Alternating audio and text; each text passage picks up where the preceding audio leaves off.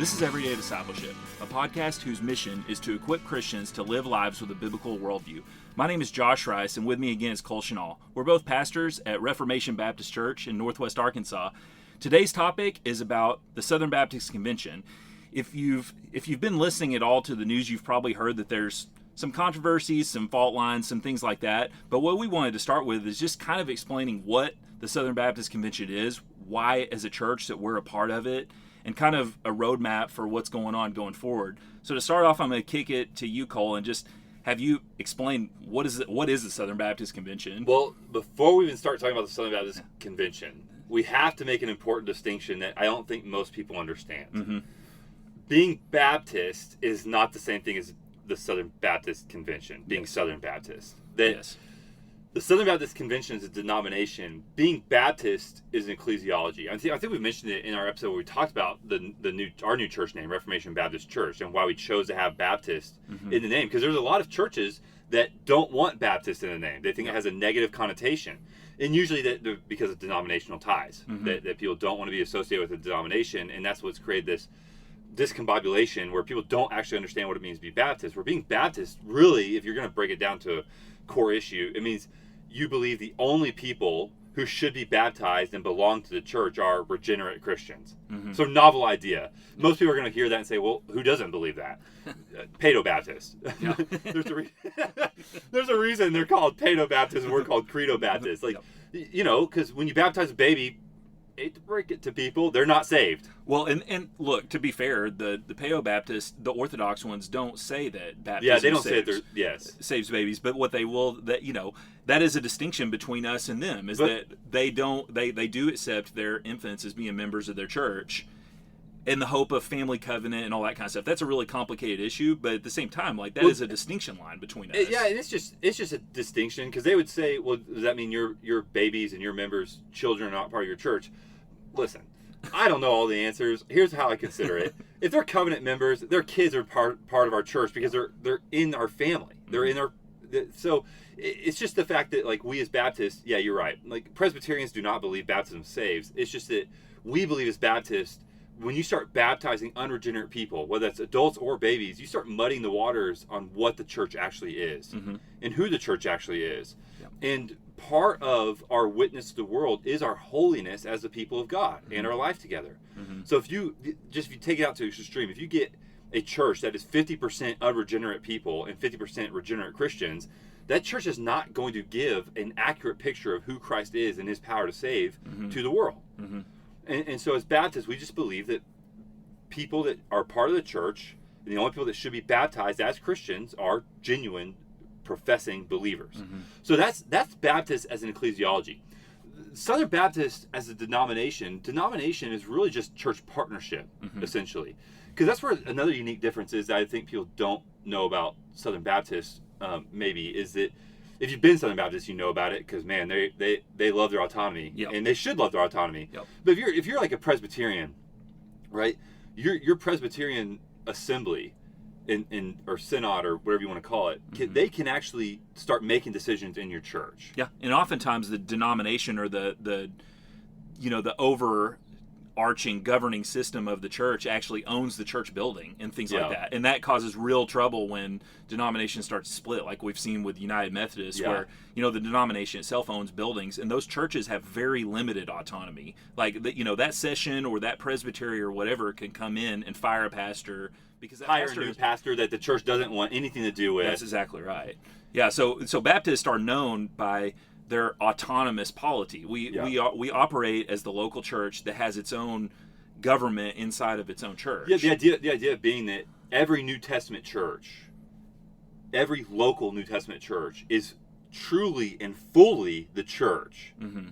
That there is the universal church, right? The invisible church, we might call it. That includes all saints from all times and all places. Mm-hmm. Saints past, saints present, saints in America, saints in Africa, saints in heaven. We are all part of the universal church. Mm-hmm. But Baptist belief is that every local church is an expression of the universal church. Yep. And every local church is truly and fully the church, independent of itself. Now, not independent in the sense that we don't partner with one another, which is why we have the denomination, but that we don't need other churches to, quote, be the church. That we Right. are the church. Every local church is the church, and every Christian, a part of a church, is the church. Yep. If that makes sense. Yeah, and it's kind of defined by what we've talked about before as being those markers, biblical church leadership through elders, Biblical church membership, church discipline, the and right ordinances. practice of the ordinances, those kind of things define a church. So when you start talking about denominations, why the best way to kind of go about it probably is, why does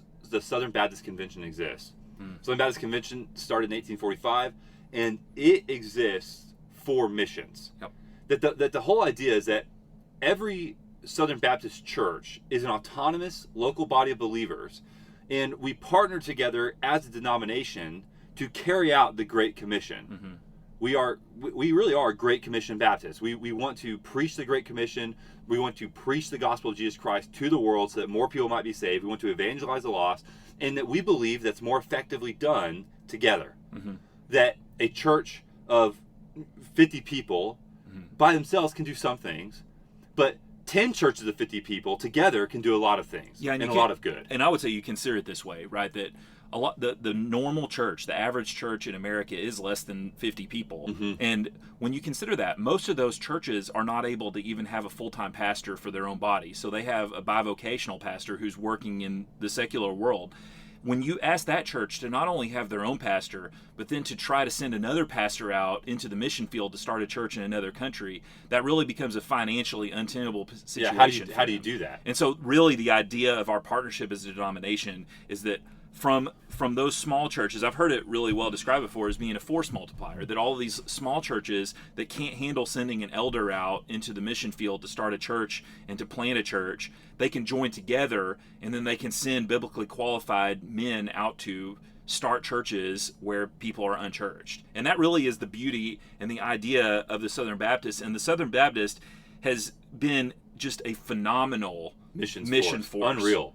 Just phenomenal. And so that's, it's good to put that out there right now, that many souls, God has used the Southern Baptist Convention in that partnership to save many souls, thousands and thousands of souls. Yes. And so that work has been extremely important, and that work has been very tied to the Great Commission. And our prayer is that the work will continue to be extremely important. I mean, I think what people should understand about the Southern Baptist Convention is that it's a very ideally works, it's a very bottom-up convention, meaning it's not a denomination that comes from the top down and says, okay, churches, now we're dictating to you what you need to do. Right. That technically speaking, the Southern Baptist Convention only exists once a year whenever Southern Baptists gather together at the National Convention. That when you see things, there's an executive committee. I mean, this is all getting into other stuff. There's an executive committee that runs kind of things throughout the year.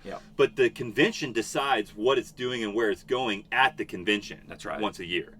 And so the Southern Baptist Convention is really all of the churches together saying, we're going to be in mutual partnership, in fellowship with good standing, under this common confessional statement, which for Southern Baptists is the Baptist Faith and Message 2000. It's very broad, general, orthodox confession of faith that basically says God is three persons in one, Jesus is fully God, fully man, Jesus died for the sins of the world. It just has things like that Christians need to be able to affirm, and in some also specifically Baptist distinctives that mark us off ecclesiologically from other denominations. So for instance, our complementarianism is in there, that only men can be pastors and elders in the church, that men are leaders of their home, things like that. And so when we talk about being a part of the Southern Baptist Convention, people ask, like, why would we be a part of the Southern Baptist Convention? It's because I believe that we can do more good together, in that the Southern Baptist Convention, partnering with other churches, actually helps us do more for the Great Commission than we would be able to as just a 100-member church ourselves. Absolutely. Yeah, because, we had been supporting a missionary family, and, he tragically passed away, but our church at the time was only able to really realistically provide almost less than 1 month's worth of his expenses in the mission field by ourselves. So that is a situation where you see that, like, your opportunity is pretty limited if you're not partnered together. And I think that is an important thing to keep in mind. Also, in the history of our church, I think that when our church was founded and planted, that it went through some financial hardship, and I think that through NAM, the North American Mission Board, which is our basically stateside church planning wing, gave some support and helped our church to continue to be alive. Well, let's talk about that. That's you touched on something. Like, maybe it'd be helpful for people to understand kind of, okay, so the Southern Baptist Convention is the convention of churches. Yep. And we're partnering together to do the Great Commission. How are we partnering together? And that's where the Southern Baptist entities come in. Yes. That we've built over the course of years and years and years with hundreds of thousands of dollars. And so there's really certain areas of emphases that we as Southern Baptists together are partnering together in funding and working on to be effective for the Great Commission. And one of those, like you mentioned, is NAM, the North American Mission Board. That's our stateside church planting. You also have on the other side of that the IMB, the International Mission Board. That's our overseas church planting that goes on, where we're sending out hopefully sending out trained up, qualified men to go out into the world with the gospel and build healthy biblical Baptist churches. That's the idea. There's also the seminaries. There's 6 Southern Baptist seminaries. I graduated from Midwestern. Some of them are good. Some of them are not so good right now. But we want to train up pastors. That's the whole big idea, right? We as churches, we might not be able to train up as one church, we might be able to train up one pastor, but if we all partner together, we could train out whole seminaries worth of pastors for the next generation of Christians to have more faithful churches that hold to our, again, confessional statement of faith. What's another one? I mean, there's the disaster relief program. And then there's they have a library that's maintained. There's some administrative costs, and then there's the ERLC. The RC. And then there's state associations that basically that are also autonomous from the National Association. So there's layers Baptists of power. love autonomy. So each state, the Arkansas State Assembly has their own autonomy where they get money from churches in Arkansas to do missions work in Arkansas. And then they send part of between 40 to 46%, I think yearly, it kind of fluctuates, of that money then goes to the national Southern Baptist, where all of those entities are funneled into money. So if you want to just break it down at the end of the day, why we're Southern Baptists and why we love being Southern Baptists is because it does help us more effectively do missions on a greater scale than what any one church would be able to do on their own. And that's an amazing thing. And that is something that really has bound Southern Baptists together, is the gospel, right? We want to be gospel people, Great Commission, a Great Commission denomination where we keep the main thing. That even in Southern Baptist life, right? The BF&M 2000 is broad for a reason. You don't have to have a particular eschatological view, an end times view. You don't have to have a particular view of spiritual gifts. We want it to be kind of broad and say we just want these things to be distinctive of Baptist, which are Christian orthodoxy and complementarianism, things like that. Where the whole idea is being, we want to partner together with other churches that are like us, because we know if we're partnering together, then we can hopefully trust that the other person's doing Great Commission work that we would want to support and want to be doing ourselves. I think really the point, the Baptist Faith and Message is designed so that we can have defined unity, right? If you talk about unity in the church always has to be around biblical truth. It has to, and so the BF&M obviously holds to those orthodox doctrines, like what the gospel is, what the Bible is, that sort of stuff. And then it sets in some of those things like baptism. You mentioned complementarianism, that sort of thing. But what it tries to do is it tries to make a tent big enough to where churches can cooperate with differing views on some of those non-Baptist defining, non-Orthodox issues. And, we did one episode. We have Tier 1, Tier 2, Tier 3. I don't know if that will be out before this one. It depends on timing. We did it. Basically, like, Tier 1 issues are issues that make you a Christian or not a Christian. Tier 2 issues are things that don't necessarily make you a Christian or not a Christian, but they are going to determine whether we partner together. Tier 3 issues are going to say, hey, we can all be members of the same church and not have a problem. Right. And so when we're talking about the BF&M, like, we're talking Tier 1 and Tier 2 issues. And I'll tell you, like, I love being Southern Baptist. I mean, it's kind of funny. I want to hear your history of it too. I didn't grow up Southern Baptist per se. I did get saved in a Southern Baptist church. I got saved at First Baptist Springdale when Ronnie Floyd was preaching there. I got saved at 8 years old and got baptized there, and then grew up in non-denominational church outside of that. And then I really didn't care about denomination stuff. I always kind of thought I'd just be a non-denominational guy because, you know, I'm Calvinist, I'm Reformed. Mm-hmm. I have some views that are not necessarily always acceptable in certain denominations, certain church traditions. And so you just kind of think if you're not denominational, you have to deal with that. Right. If you're not denominational, which now I know is just closet Baptist is all they are. Almost always. I mean, there's closet Baptists, but if you're not denominational, you don't have to answer for any of that. You can kind of be who you feel the scriptures say you should be, right? You can follow your own convictions and your religious freedom. But then when I went to Midwestern, you have to take this course called Baptist History. And I love, it was one of my favorite classes all seminary. One of the books we had to read was called Biblical Foundations for Baptist Churches by John S. Hammett. Definitional book. Very great for book. my ministry. Yeah. Loved it. That book really influenced a lot of the way we do church now at our church. But you also read a book called The Baptist Story, which is a great book I'd recommend to somebody if you kind of want to know the history of Southern Baptists. That's a history book of the Baptist faith. So not just Southern Baptists, but Baptists in general, because there are more Baptists than just Southern Baptists, like we talked about earlier. Those are two books that I'd recommend. But basically the whole class is designed to, I think, indoctrinate you to Baptist. And it worked. I mean, I'm fully indoctrinated. I'm going to be Baptist my whole life, whether it's Southern Baptist or not. I'd prefer to be Southern Baptist because I think we've done a lot of good, and I think that Southern Baptists still can do a lot of good with our partnership together. I think we've built a lot of, and we'll get into that some, built a lot of great entities that are really a powerful force for the gospel. But that, you know, it's funny. I never really would have assumed that I would want to be Southern Baptist like the day I die, because that's like kind of my heart, is I want to be Southern Baptist. I like being Southern Baptist. I'm not ashamed of being Southern Baptist. And that's so funny for me because growing up in non-denominational church, kind of like rebel Calvinist type stuff, right? That's not usually what you end up doing. No, and Southern Baptists, you know, modern Southern Baptists have a reputation as being pretty hostile to Calvinism. Yeah, which is funny because we were first. Yeah. Listen, don't let anybody lie to you. Don't let anybody fool you.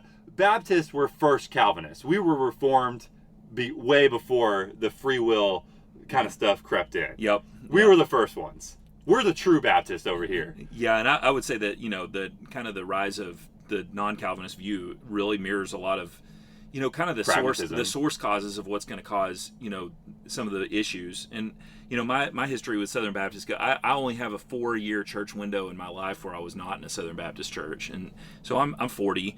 And I was a Southern Baptist as a child and as a early teenager whenever the conservative resurgence was going on. So what was the conservative? You might have to explain the conservative resurgence. Yeah. So basically, what had happened is the Southern Baptist Convention had gone really theologically liberal to the extent where they were making resolutions at their meetings that abortion was fine.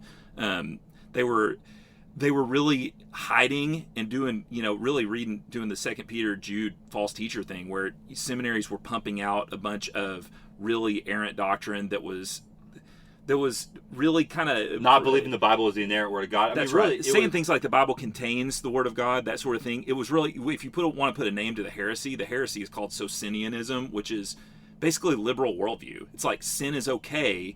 It's kind of like an evolution of the old Gnosticism, where like sin's okay. You know, as long as you call yourself a Christian and believe that kind of thing, then you're fine. You can do what you want. And really, who's the Bible or who's the church to tell us that women can't be pastors and that homosexuality is really all that bad? And you got to remember, back then, that was really not the hot button issue because homosexuality was so societally shunned in the 70s and 80s that was not the hill that the liberals were trying to advance at that point. Well, really, if you want to break it down, this might be an oversimplification, but I think it's an accurate oversimplification. The issue of the conservative resurgence was a fight for the inerrancy of Scripture. That's right. That Scripture is truly and fully the Word of God in everything that it says, and it is wholly true in everything it affirms. Yeah, so biblical inerrantists really organized, and you know there was a couple of heroes of that movement. One was a guy named Paige Patterson, who you've probably heard of in the news in the last few years. Al Mohler was one, and you know, Charles Stanley, and those guys basically organized a bunch of messengers, and you know, started winning the presidency, so they started appointing committee people in the denomination, and eventually what happened was cleaning out the seminaries. And the hard part about any kind of change in the leadership structure is that people get fired. You know, so, you know, professors who were teaching and making their livelihood at those universities, at those seminaries, were getting fired. And that leaves lots of blood on the ground. Like there's a lot of that kind of stuff. But the conservative resurgence probably took like 8 to 10 years for the clean out to happen. And eventually what happened is the late 90s emerged, and the Southern Baptist Convention nationally was known as basically like a firebrand conservative denomination. They were making resolutions like that, reaffirming that wives should submit or obey their husbands, stuff like that was basically poking the culture in the eye, right? That sort of thing. And so if you get that idea, like that's kind of what happened. And that's why you see Southern Baptists. Well, that's why you see a lot of churches not want to have Baptist in their name. It's precisely for that association. No, there was blood on the ground. There was a lot of hurt feelings, and look, that's just going to be the case. There's a lot of hurt feelings right now. Anytime an ideology takes over, the other side of it is going to be left licking their wounds, right, and being scornful and mad. And really, so my whole, I've seen that happen, and I think the inerrancy was the main issue, but the one that everybody talked about was women pastors, right? That was really like the canary in the coal mine that was the leading indicator of what was going on. I would tell you this, it's weird. I've been a Southern Baptist for so long that I was telling you today, this is one of the rare times on this podcast where I don't think we differ philosophically, but I think there's some space between us. Yeah. I don't think that I could say that I have any. I don't have any idea of the Southern Baptist. I feel more like a jilted lover in it. Like I feel like this victory was won, and then the same generation of people, in many cases, the leaders who are in place now, were basically kind of those lions of the conservative resurgence, and it's right under their nose, and sometimes I think even on their watch and with their approval, that this newest wave of kind of liberal theology is invaded. And I don't know. I see the Southern Baptists right now, and I know this kind of transitions. I see the Southern Baptists as having really advanced cancer right now, or being really sick. Yes, rough. And having terrible sickness, and I think that what needs to happen is basically that same kind of thing over again, where it's not a gentle shift, it's a wholesale reformation. Well, that's what anybody wants anyway. I mean, either side. I mean, that's what we've talked about before. Yeah. What you really want is let's figure out clarity. Yeah, let's figure out where the line is, so we can at least know who's on whose team, and then we can move on from there. Yes. I mean that's the hard part. The hard part about right now what's going on in Southern Baptist Convention is that there's so much doublespeak, so much kind of wishy-washy, being gray, not being really clear on what you really mean or what you really think. I mean, listen, maybe we should back up a second. Yeah. Because that's one of the reasons why we want to talk about Southern Baptist Convention, because in June the annual meeting's coming up, and this year's a pivotal year. Yeah. I mean, anybody you listen to, it's a pivotal year. There's been some serious inroads of what I believe are things that are completely contradictory to our confession and our convictions as Christians and Baptists. And why you see kind of like the Baptist infighting here, again, just to frame it up for people, if you remember that the Southern Baptist Convention exists for a partnership of missions.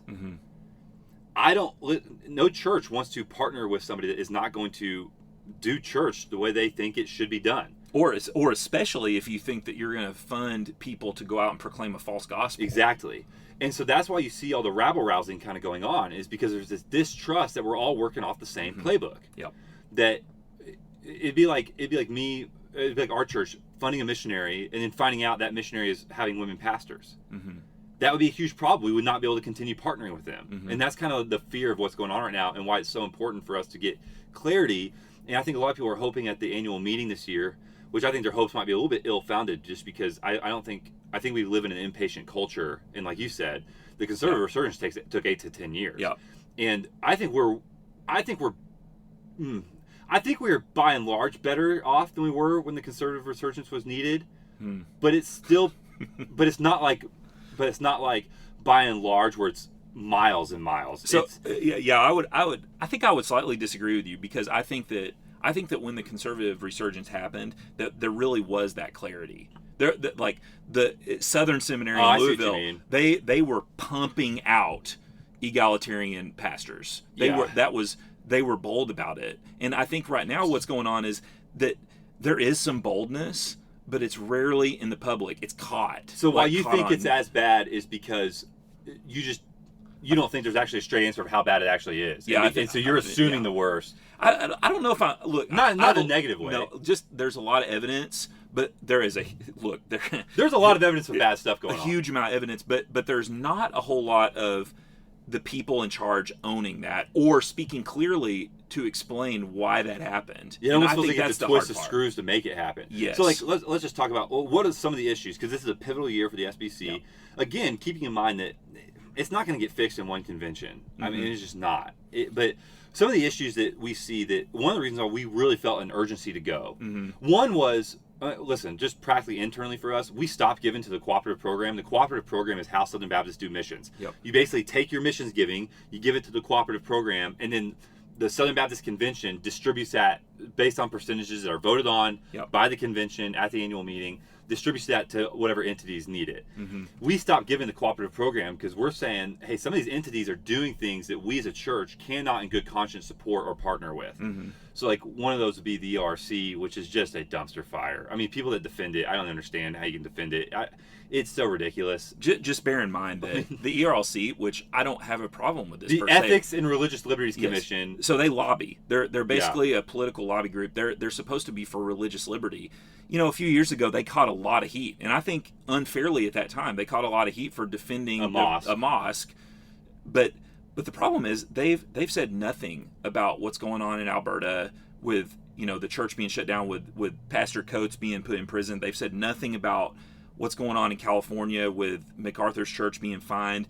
They've been at best squishy about religious liberty during COVID. And that's what, look, there's a lot of opinions about COVID, but what there should not be a mixture of opinion on is whether a church has the authority with religious liberty to meet. Well, and keep in mind too, the entities belong to the churches. I mean, that's the thing to remember when you talk about Southern Baptist Convention. Like, the seminary belongs to the churches. Mm-hmm. And that's hard because the churches are disorganized where the seminary is organized, which is why you see this when I said the convention ideally is meant to be bottom up, why you can see it start to turn over. Yeah. For lack of a better term, we have ruling elites. Yeah. And what happens is they consolidate power because the churches can't really keep an eye on them. It's hard. And those guys they then have like a lot of persuasive power to decide who gets hired in their, like, provost, you know, professors, heads of these organizations and entities, and they have that power. And so basically they kind of just develop a network of the people who are in charge of these entities are people who can go through the people that were already in charge of the entities. That's how a ruling class is established, right? Yeah. And, like, you know, so we talked about the LRC. The LRC has issues kind of all over the place, and really a lot of these issues come down to where it feels like the entities are now trying to dictate to the churches what we should be, when that's not the case. The churches should be dictating the entities what they should be. In fact, the ERLC just launched a lawsuit against the church to say that they should have the authority to recommend firing of pastors, which is really, like, look, that's off the rails. Against Baptist principles. Absolutely. I mean, like, we as Baptists are free to disfellowship from a church that does not hold to our conviction, and we have. Like, we've disfellowshipped racist churches, we've disfellowshipped women pastors' churches. We should be able to do that, but to say that we can go in and now change that church, we don't own that church as Southern Baptist Convention. No church owns other church. It's owned by the Lord Jesus Christ. Right, we don't shut them down and fire anybody. We just don't allow them to be part of our fellowship anymore. And so there's other issues too. The ERC's got some. I mean, NAM had some where, you know, there's some churches that were NAM church plants that had women pastors. And if you want to give them the benefit of the doubt and say, well, NAM they put out a lot of churches. If these people do it after the fact, how's NAM really supposed to know that? The problem is there was a sin church, which a sin church is think of it like for lack of a better term, a hub, like a church planting hub, like a church planting training hub. There was a sin church that had a woman teaching pastor. Yeah. And that's just unacceptable. I mean, that should not happen. Yeah. And so there's some concerns there when churches like us that hold to a biblical view of pastoral ministry, and we're saying, okay, so the money we're giving is now supporting NAM, who isn't explicitly outright advocating women pastors, but they also have things going on that makes you at least pause and wonder, what do they really think is happening? And then to find out what really happened, you really do, like you said earlier, people have to put the screws to them. I mean, it has to get public, which is ugly. It's not. Yeah. It's just, it really is unseemly for everybody. Well, because it breaks the Baptist 11th commandment. The 11th commandment is basically don't talk bad publicly about people. Yeah. Which I'm all for. I don't think you should talk bad publicly about people. But I think you can talk bad publicly about public policies. Yeah.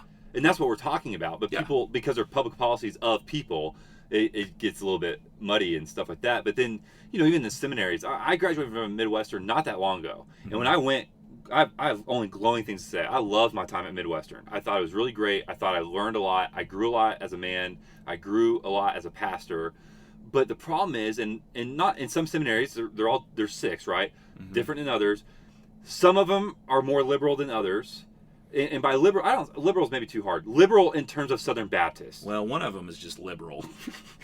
But you know what I mean. Because if you start labeling people as liberal, they're going to say, well, we're not like X, well, like the liberals of the world. Let's see, standpoint epistemology, you have to have a certain lens to be able to understand the Bible. You're soft on complementarianism to the point of like thinking, hey, it's pretty okay if they preach sometimes as long as they're not called a lead pastor. Yeah.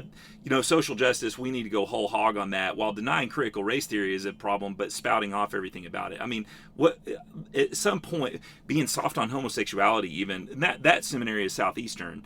And then they're a situation where they were the most liberal during the conservative resurgence. They're definitely the most liberal now. And I think the reason for that is they're in the Beltway, right? Well, culturally, they're heavily dominated by Washington, D.C. To be clear, too, like when we say liberal, like maybe some people might be more comfortable with the term progressive. Mm-hmm. We're not speaking of liberal in terms of the world's perspective. We're speaking of liberal in terms of like within Christianity, liberal Christians. Liberal would be basically stretching the boundaries of the Bible to your interpretation. Yeah. That's really what it is you can't nail down objective truth in Scripture. That's what defines liberals. And so it's been hard because like we've stopped giving to the CP, which I hate because the CP cooperative program funds the seminaries, it funds IMB, it funds NAM, it funds state cooperation efforts, it funds the disaster relief program, it funds so many things that we want to be a part of and we believe are good, but then you see these unbiblical things happening. Mm-hmm. And so in good conscience, then that's why we put a pause on our CP giving, because we just kind of want to see what's going to happen at the national convention this year, like what direction are we going to kind of go? Because and that's challenging. We're still holding that missions money. We're still going to give that missions money somewhere, whether it's the CP or maybe other agencies we trust.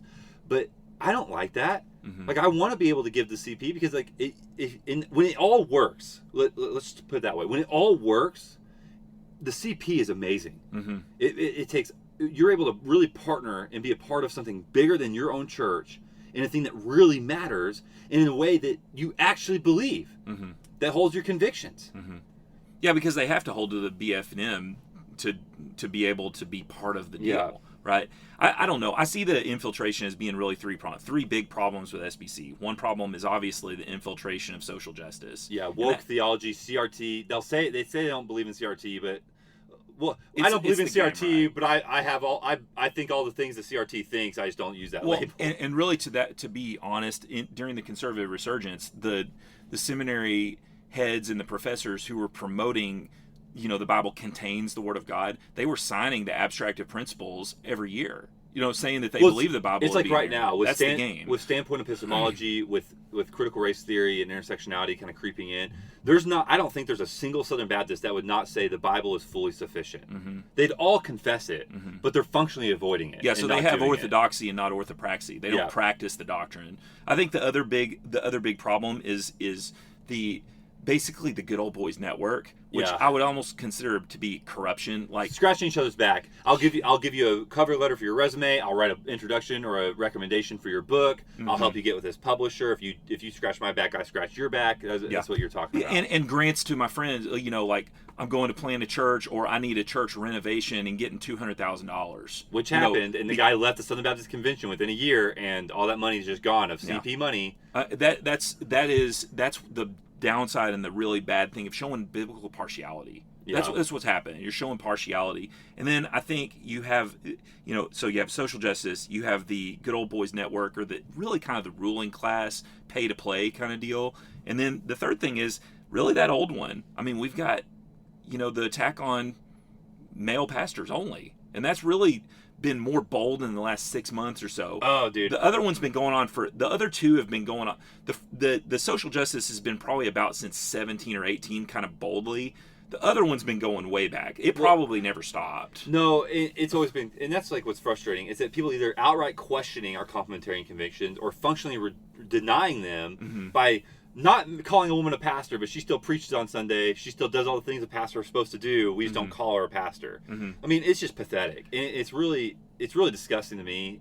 To me, it's like, why would you want us to be a part of an entity that absolutely rejects what you believe? I mean, just go. That's what I say. Like, why would you even want to do it? And that's what's going to happen.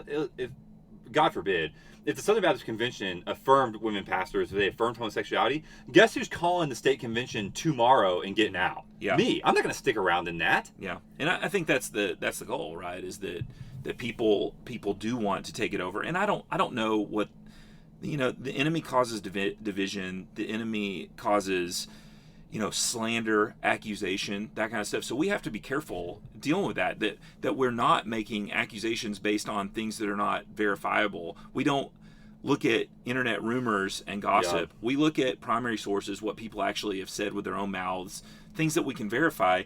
And at the end of the day, we're going to Nashville because you've said that it's a pivotal one, and I think that's right. Look, all of our problems, these problems are not going to be solved in June. There's no chance of that. And even if the president we want voted in, Mike Stone, if he gets voted in as the president of the Southern Baptist Convention, the president has such a limited power.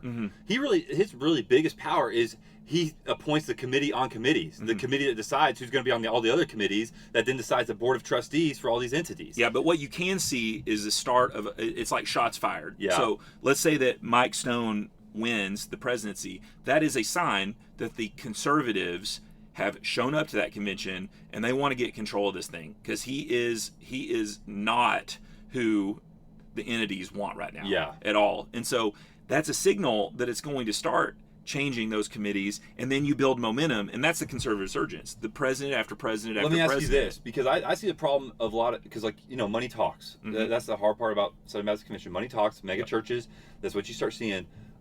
But I believe there's more churches that are 100 people less, 100 people or less in the Southern Baptist Convention than are mega churches.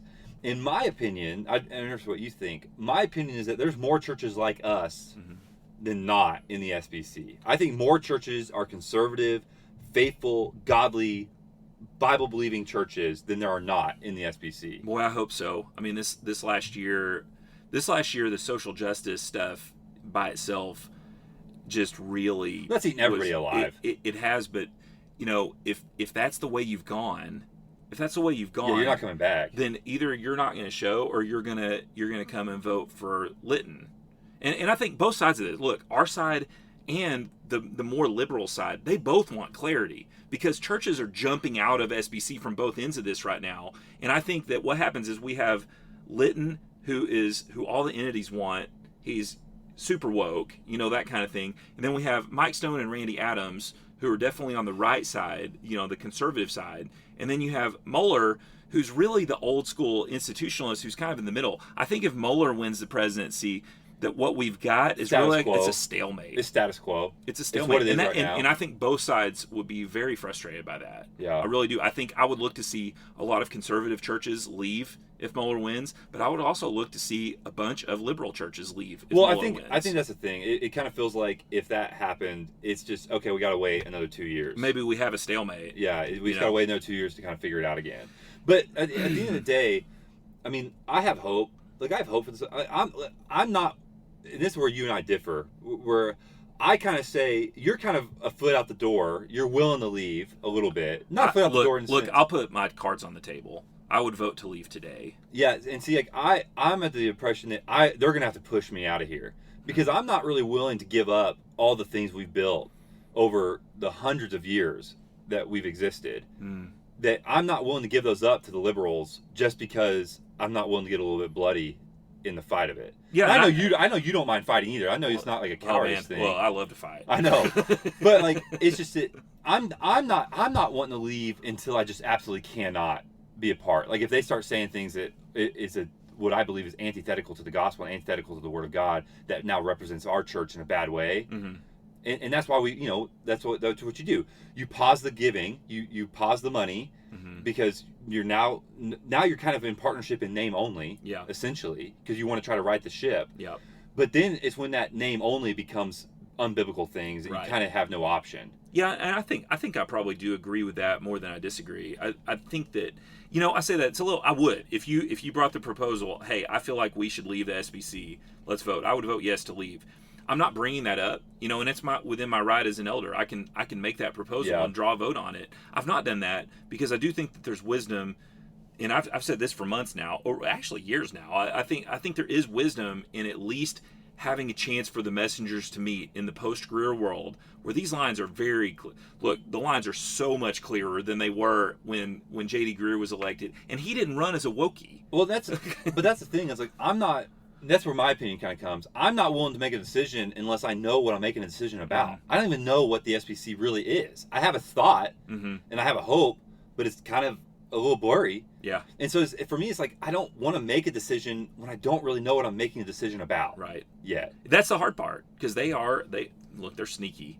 A lot of the entity heads are very sneaky. I would say, and I really, he tries to be sneaky, but Russell Moore, the head of the ERLC, I would say that at this point, he's not particularly sneaky. I would say that. And look, I'll say this. I disagree with him on 75 different fronts, but I do appreciate that I know what he's about, and I think that we do need a lot more of that in this fellowship. I think, that's one of the things about us, hopefully at our church, that you know what we're about. Well, that's the thing. Speak clearly. That's one of my convictions. If the Word of God really is a light to our feet and a light to our path, I believe we as leaders have a responsibility to say things in a way that is bright and clear. Yes. Yeah. And that's why we talk the way we do. Mm-hmm. I want to be bright and clear. I want people to know exactly what I think, because then I think that's more loving. Because then at least if you disagree with me, you know you disagree with me. Yeah, and then when we disagree, we can work it through. We go to the scriptures, try to figure it out, and if we just can't come together, it's like, okay, we just got to go our separate ways. Paul and Barnabas, right? Yeah, absolutely. Like, this is what it is. And there is a benefit of having division. I mean, because like Paul says in Corinthians, there needs to be division so that who is genuine among you may be proven. That division shows us who really is true. Yeah. And it at least gives us the clarity. Because without division, we used to live in this muddy mess where no one really knows what anybody else thinks. But with division, we say, okay, I know what we stand for, and I know where we're going. Yeah. And that's kind of the hope that we're looking for. And that's why we, in God's grace, that's why we do have denominations. That's why we do have churches that have different governance and polities and ideas about baptism. Those things that we agree that we have the gospel right, we have who God is right. We have a lot of unity when we agree on a lot of those secondary and tertiary issues. And the more unity a church has, the more they're going to pull in the same direction and proclaim the gospel and boldly. Be more effective. God's given us that because we're not doing the infighting anymore. We're just focused on the work. That's right now, the Southern Baptists, like, listen, we are impotent right now because we're focusing on all this infighting. Yep. And some people lament the infighting, but I'm sitting here saying it kind of needs to be done. Yeah, it does need to be done. We got to do first things first. It's been ignored for a long time. And then after we get the infighting done, then we figure it out and we get back to the Great Commission and do what we're called to do. Yeah.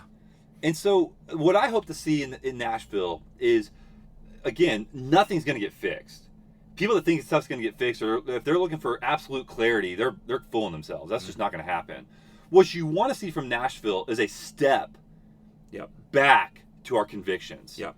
That's what you want to see. You want to see the direction start trending the other way. Because if this is going to be a 10-year battle, we want the direction to trend our way and not the liberal way. Yeah, because it's a long battle either way. I think my prayer would be similar, back in 2017, 2018. I know that I talked to you about this. Like, I saw the social justice movement starting to happen inside the church.